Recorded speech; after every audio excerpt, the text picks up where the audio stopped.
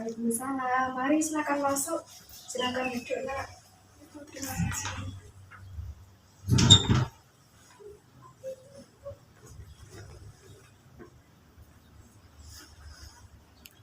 Bagaimana kabarnya Mbak Lala hari ini? Alhamdulillah baik. Oh ya, kalau boleh Ibu tahu rumah Mbak Lala di mana ya? Rumah saya di Sumberjo, Bu. Oh ya, untuk jarak rumahnya dekat atau jauh, Mbak? Kebetulan jarak rumah saya dari sekolah lumayan jauh, itu butuh waktu sekitar 40 menit untuk sampai sini. Oh iya, jauh ya Mbak ya. Kalau ke sekolah Mbak Lala berangkat naik bis atau pakai sepeda motor sendiri? Kalau saya naik sepeda motor, soalnya kalau naik bis nanti mabuk. Oh, mungkin Mbak Lala nggak terbiasa ya naik bis, makanya mabuk. Ya Bu, emang saya nggak pernah sama sekali.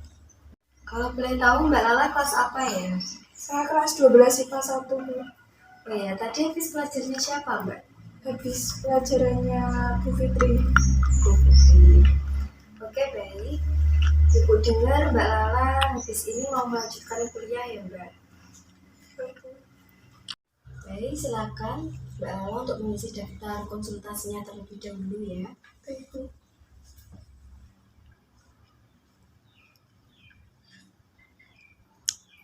Sudah ya? Sudah.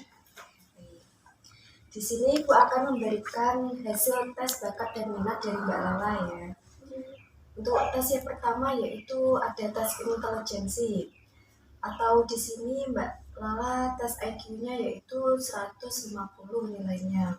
Di sini Mbak Lala sudah sangat baik, sudah memuaskan banget, sudah di atas rata-rata jadi teman-temannya ya.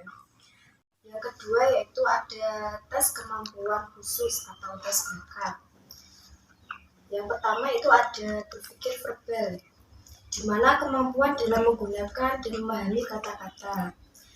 Mbak Lala di sini mendapatkan nilai 80, yaitu sudah baik Mbak Lala ya, dari teman-temannya dan KKM-nya dalam tes ini yaitu adalah 65.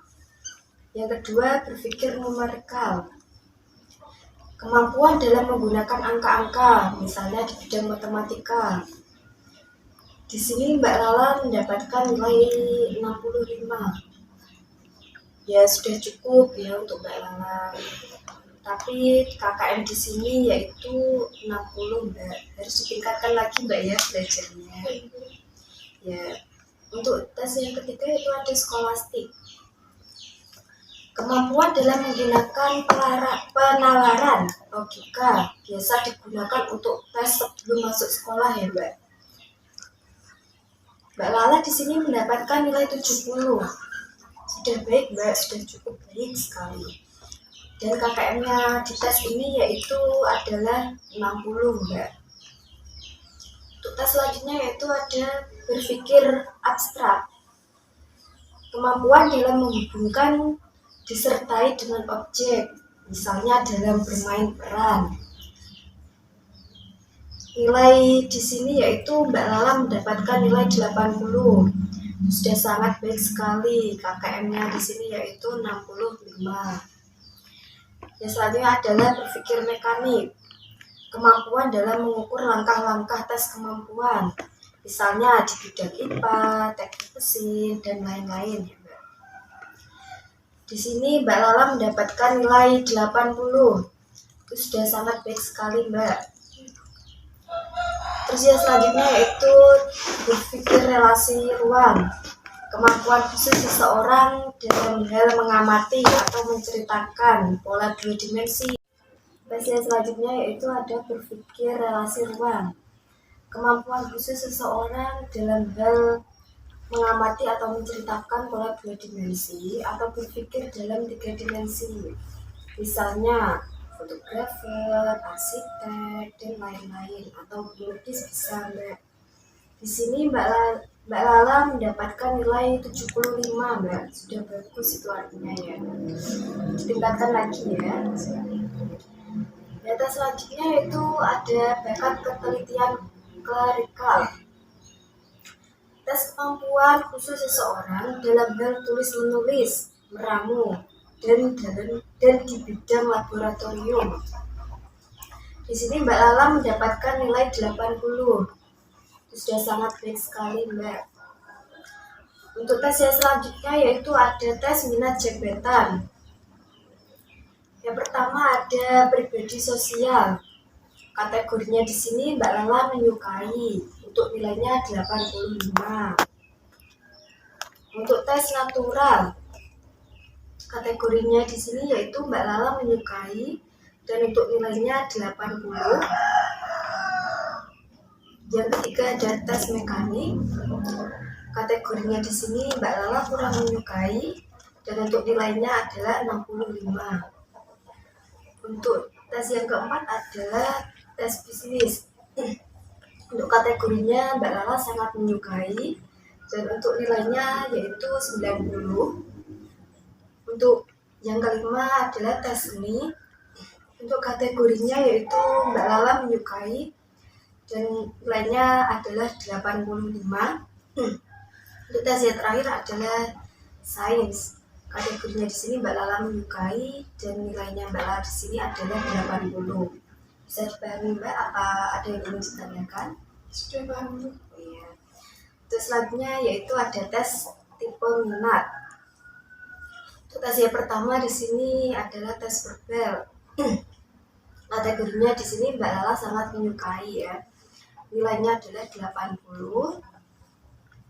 Yang kedua adalah tes manipulatif, yaitu kemampuan gerak jasad dari anggota badan. Misalnya Mbak Lala melempar, menendang, menari, melangkah. Yaitu di sini adalah Mbak Lala mendapatkan nilai 80. Yang terakhir adalah tes kompulatif. Tes bakat dari kemampuan siswa. Kategorinya di sini Mbak Lala menyukai, mendapatkan nilai 70. Dari sini apakah ada yang ingin ditanyakan, Mbak? Sudah jelas. Ya, terima kasih ya. Terus selanjutnya kira-kira Mbak Lala datang ke sini menemui ibu itu disarankan dari temannya atau karena keinginannya Mbak Lala sendiri, kalau ibu boleh tahu? Iya, saya disarankan oleh teman saya. Jadi kata teman saya disuruh menemui Bu Rika di ruang BK. Siapa tahu setelah berkonsultasi ke Bu Rika bisa lebih tenang gitu. Oh iya. Oleh teman saya disuruh menemui Bu Rika di ruang BK biar merasa lebih tenang setelah berkonsultasi. Iya, Mbak. Kalau boleh tahu sebelumnya Mbak Lala sudah pernah melakukan konseling apa belum? Belum pernah, saya belum pernah melakukan konsultasi sama sekali. Oh iya. Baik. Di sini Ibu akan menjelaskan sedikit tentang konseling ya. Konseling yaitu proses pemberian bantuan dari konselor kepada konseli untuk mengatasi permasalahannya, tetapi untuk mencarikan solusi yaitu adalah dari konseling sendiri. Dalam proses konseling ini ada beberapa asas yang harus dipegang oleh konselor, yaitu yang asas yang biasa digunakan yaitu adalah asas kerahasiaan, di mana Mbak Lala kalau ingin menceritakan semua permasalahannya kepada Ibu, Mbak Lala jangan takut ya, karena di sini Ibu tidak akan memberitahukan masalahnya kepada siapapun, karena di sini ada asas kerahasiaan yang harus dipegang oleh setiap konselor yang melakukan proses konseling. Dan dalam proses konseling ini ada batasan-batasan waktu ya Mbak yang harus ditepati. Dan di sini Ibu hanya bisa memberikan waktu 30 menit untuk Mbak Lala menceritakan semua permasalahannya kepada Ibu. Dan dalam waktu 30 menit ini Mbak Lala masih ada yang kurang atau masih ada yang mengganjal, Mbak Lala bisa untuk menjadwalkan atau bisa menemui Ibu lagi untuk pertemuan selanjutnya ya Mbak. Bisa dimengerti Mbak Lala? Ya, saya mengerti. Baik Mbak, silakan jika Mbak Lala ingin menceritakan kepada Ibu tahu apa yang Mbak Lala rasakan sekarang, silakan untuk menceritakan semuanya kepada Ibu. Jadi ini Bu, permasalahannya. Saya ingin melanjutkan studi ke perguruan tinggi, tapi orang tua saya melarang karena masalah ekonomi, dan orang tua saya hanya bekerja sebagai petani. Kalau boleh tahu, kira-kira apa yang akan Mbak Lala lakukan jika orang tua Mbak Lala melarang Mbak Lala untuk kuliah? Nggak tahu Bu, makanya saya ingin mengkonsultasikan dengan Ibu. Iya, baik. Ya, Ibu mengerti apa yang Mbak Lala rasakan saat ini. Kalau Mbak Lala suruh memilih, Mbak Lala ingin melanjutkan kuliah atau menuruti kemauan dari orang tuanya Mbak Lala? Kalau saya ingin tetap melanjutkan studi ke perguruan tinggi, tapi orang tua saya menginginkan saya untuk bekerja. Baik Mbak, di sini Ibu bisa menyimpulkan kalau Mbak Lala ingin melanjutkan kuliah ya, tetapi orang tua Mbak Lala menginginkan Mbak Lala untuk bekerja saja. Kalau boleh Ibu tahu, kira-kira Mbak Lala langkah apa yang selanjutnya akan Mbak Lala ambil? Tetap melanjutkan ke perguruan tinggi walaupun orang tua saya melarang. Jadi saya akan mencari beasiswa sehingga tidak memberatkan orang tua saya. Ya, nah, itu bagus sekali. Dari pihak sekolah juga bisa memfasilitasi siapa saja siswa-siswi yang akan melanjutkan ke perguruan tinggi. Kalau Ibu boleh tahu, Mbak Lala ingin kuliah di mana dan ambil jurusan apa? Saya ingin kuliah di UNESA, jurusan bimbingan konseling Ibu. Baik Mbak, Ibu di sini bisa memfasilitasi bagi siswa-siswi yang ingin melanjutkan kuliah, bisa melalui jalur SNMPTN atau jalur prestasi. Dan di sini Mbak Lala juga anaknya pinter, cerdas. Siapa tahu kalau Mbak Lala bisa masuk tanpa harus ada biaya kuliah ya Mbak. Iya Bu, tapi saya bingung nanti semisal tidak masuk jalur SNMPTN, saya bagaimana Bu? Gini ya Mbak Lala tidak usah takut. Jika Mbak Lala tidak masuk ke jalur SNMPTN, Mbak Lala bisa melalui jalur yang SBMPTN atau jalur tes ya Mbak, atau melalui jalur tes ya. Dan di sana juga ada banyak beasiswa, mulai dari beasiswa akademisi, beasiswa UKT, ada juga beasiswa tahfidz Quran, dan masih banyak lagi di sana beasiswanya. Banyak sekali ya Bu beasiswanya. Iya Mbak, jadi Mbak Lala tidak usah takut ya. Di sana ada banyak beasiswa, dan Ibu yakin pasti Mbak Lala